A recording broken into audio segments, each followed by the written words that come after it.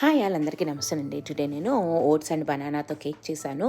నేను first time చేస్తున్నాను అనమాట. ఎలా వస్తుందో అనుకున్నాను. సూపర్ అమేజింగ్ టేస్ట్ అండి. సాఫ్ట్గా వచ్చింది. దీనికోసం 4 బనానాలు తీసుకున్నాను, రైప్డ్ వన్స్ తీసుకొని బాగా స్మాష్ చేశాను. అండ్ దెన్ 2 కప్స్ ఓట్స్ తీసుకొని కొంచెం పలుకుగా గ్రైండ్ చేసేసుకొని ఆ పొడి వేసుకొని బాగా కలిపేసుకున్నాను. నేను ఏ బీట్ అయితే చేయలేదండి. దీంట్లో ఎగ్ కూడా వాడలేదు. And baking powder and baking soda కొంచెం వేసుకున్నాను. Half stick sweet and butter వేసుకున్నాను అనమాట.